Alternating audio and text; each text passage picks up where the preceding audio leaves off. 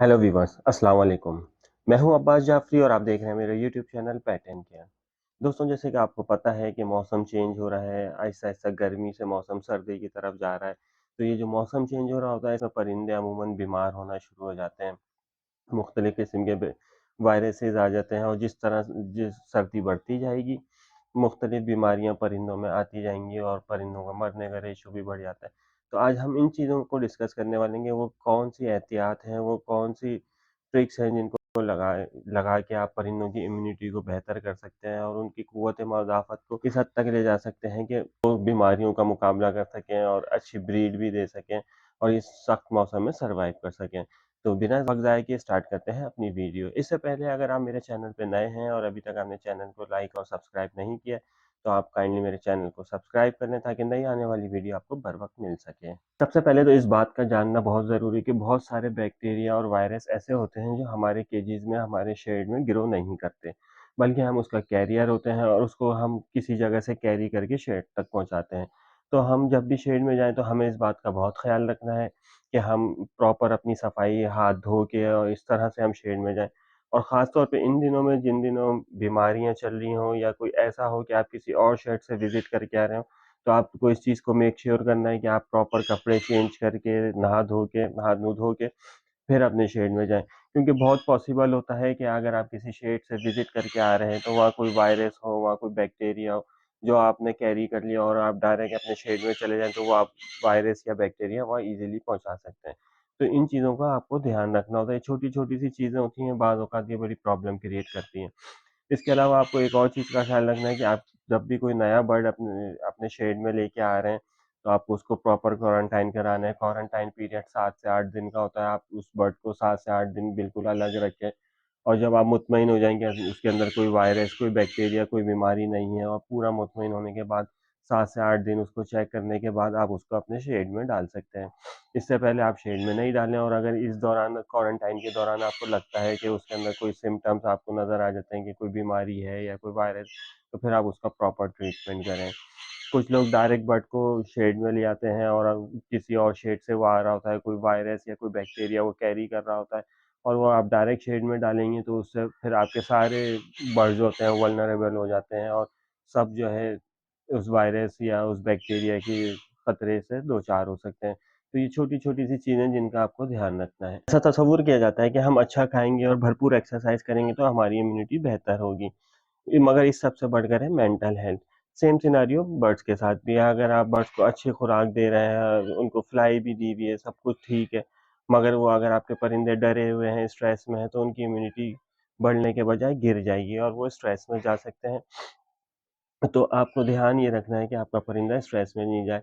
Stress में जाने की वजूहात काफ़ी सारी होती हैं, जिसमें से कुछ वजूहात ये होती हैं कि कुछ लोग पूरे-पूरे साल ब्रीड ले रहे होते हैं। अगर आप पूरे साल बर्ड से ब्रीड ले रहे हैं, तो बहुत पॉसिबल है कि आपका बर्ड स्ट्रेस में चला जाए। इसके अलावा आपका केज अगर किसी ऐसी जगह रखा है, जहाँ बहुत लोगों का आना-जाना है, तो इससे भी आपका बर्ड डर सकता है और स्ट्रेस में जा सकता है। इसके अलावा और भी इसके काफ़ी सारे रीज़न हो सकते हैं। कुछ लोग मिरर रख देते हैं केजेस के पास, जिसकी वजह से परिंदा डर जाता है और बाज़ औक़ात स्ट्रेस में चला जाता है। या आपके शेड में, एब्री में बिल्ली या चूहे का आना-जाना है, उसकी वजह से भी परिंदा डर के स्ट्रेस में जा सकता है।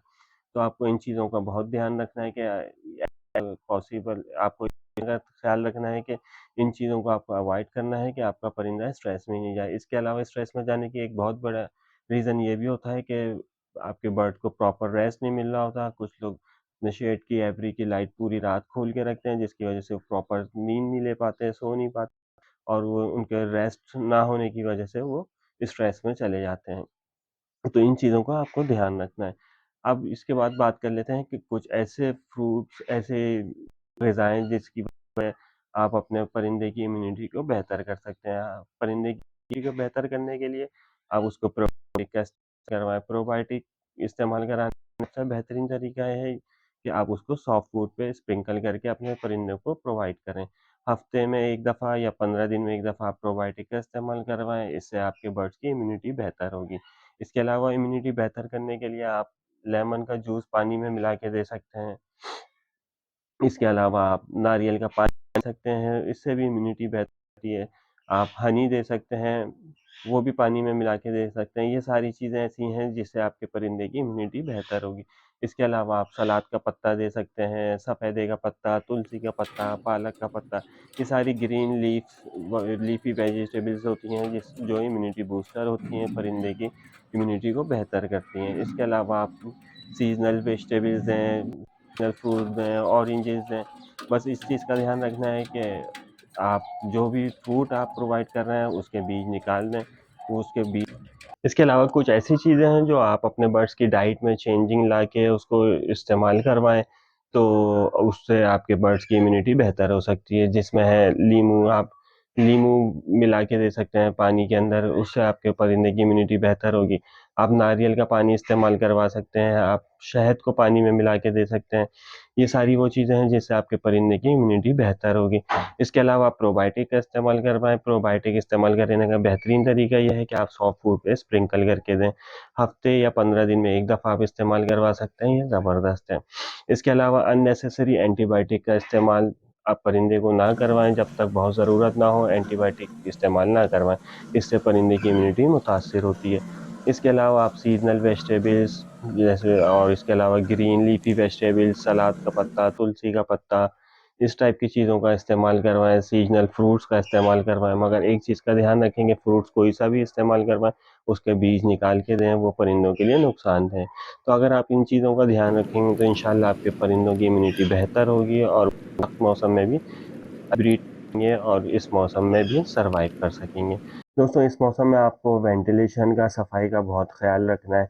आपको पता है कि थोड़ी-सी गर्मी धूप की कमी हो जाती है, तो इस वज़ह से बैक्टीरिया, वायरसेस की ग्रोथ इन दिनों में सर्दी के मौसम में तेज़ हो जाती है, तो आपको सफाई का प्रॉपर ख़्याल रखना है। दाने-पानी के बर्तन आपको हफ़्ते में 1 दफ़ा कम से कम धोने हैं।